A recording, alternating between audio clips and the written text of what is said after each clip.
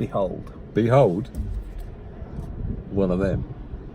So, Steve, as a international adventure motorcyclist,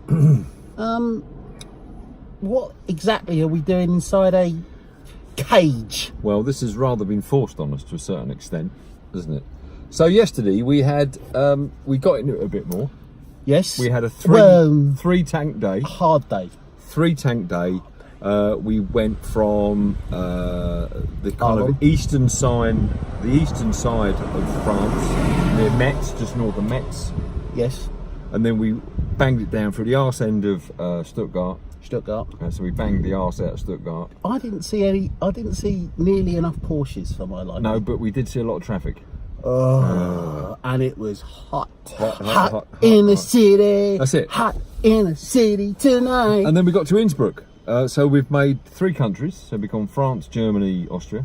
And then about 3/4 of the journey, I noticed this fluid leaking down the right-hand side of my tank. And it wasn't from him for a change. Yes, and it wasn't, it didn't look like fuel, it didn't look like oil. We couldn't work it out. We took a panel off, we had a little route round, and we thought it might be the shock absorber, which is covered in goo. And it's done nearly 90,000 miles, so it's about at it.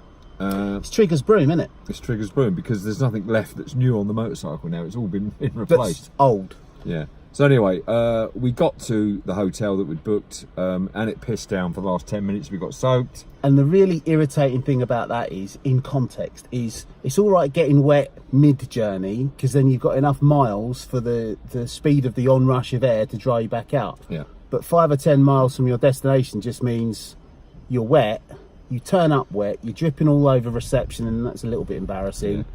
And Klaus wasn't happy, was he? I thought his name was Hans. Yeah, same thing. He was quite hands-on. Was he? So anyway, we booked in. It was all right as an hotel, but I got up early and took the bike to the local Motorrad dealer. It was only 20 minutes away. What's interesting about that, or not, as the case may be, but as an extra vindication of the awesomeness of BMW Motorrad, to find said dealer, all I had to do was press the BMW button on my sat-nav, and it instantly searched for the most local dealer to us. And there it was, 20 minutes away. 20 minutes away. So I went in and yeah. To add to the Only Fools and Horses references, it's called BMW Motorrad Denzel. So it is. You can't really go wrong, can you?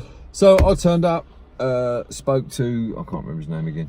Lukash, and a really nice guy. The sign with his name is on the door. Know, yeah, but I can't see the door from here, and I thought of something else since then, so it's gone. Right. So he said, let's have a look. Had a quick look, and they found a tiny plastic washer had cracked and was letting fuel out. So there's fuel kind of seeping out through the kind of layers of fairing and plastic panels and that onto my jeans, and it means that it's not safe to ride because, of course, there's... Yeah, I don't know if you know this, but the evaporation of fuel isn't quick enough to stop it from igniting when it drips onto the hot exhaust. Yeah. So best not to ride it. Best. But we have got a day spare in Dubrovnik, so I'm sorry, Jim, we lost Dubrovnik. So we're not doing Dubrovnik. We're going to go and look at some air bases. I was going to buy a yacht. We're going to go into some air bases that are now abandoned and were based on NATO air bases. Yeah, Mark. When they built them. Yeah. The one we're going to is actually based on a Swedish air base. On a Swedish design. So thanks for your advice. Yeah, you know, your insightful comments. Yeah. No, seriously. Anyway, we're 4 minutes now, so we've hired a car. We've got a little Skoda. Well, yeah, but surely we can do 8 minutes because we didn't do one yesterday, or we can do another one tonight. Well, it's quite a download. But anyway, so we're in a car and we're just wondering what time we can check in. 'Cause it's 11 o'clock. Yeah, so we need to get a hotel. I need to go and get my bike from the dealers because I left it there to go and get a car. We're debating whether we should go to a laundromat and wash the petrol from my clothes and the semen from yours. It's toothpaste. You know it's toothpaste. I just told you it was toothpaste. Why be like that? Why be like that? It's toothpaste. Let them have a little view of where we are. All right. I can't. Oh yeah, I can turn it around. I have to turn it around this way. Yeah. So there's a few hills, a bit of rain. IT company there. Yeah. They don't look very Schenker, Michael Schenker's company there. Yeah. And it's basically deep in the valley. Look at the mist, the rolling mist. Innsbruck. Yeah. So tomorrow, when we get going, which will be mid-morning, I'm told. Keep talking. We're going to be tracking it over to Trieste, which is opposite kind of Venice, isn't it? In that armpit of Italy and Croatia. Yeah. And then what are we doing? Then we're going around the armpit, right? Then we're going to that airbase, which is based on a NATO airbase. I really do. Right. Bye. Crack on.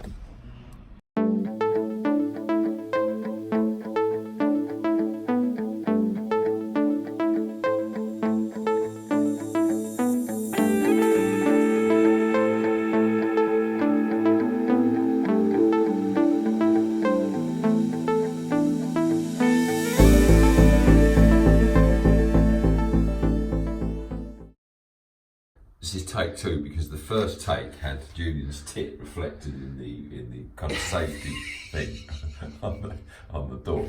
So now I was lying in bed this morning and Julian was sort of flicking about and getting up and down and doing his bits and pieces, and I noticed there was a sound that took me right back to my youth.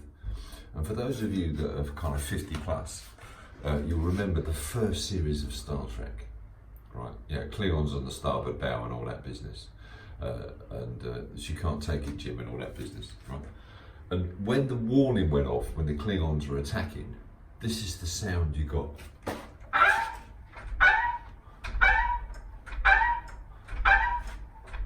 She gotta take the look, Captain. Klingons on the starboard bow. Uhura, get her on the frequency, And it just reminded me of that sound. I don't know if anyone you can equate for that, or you think we've gone mad and it's only the second day.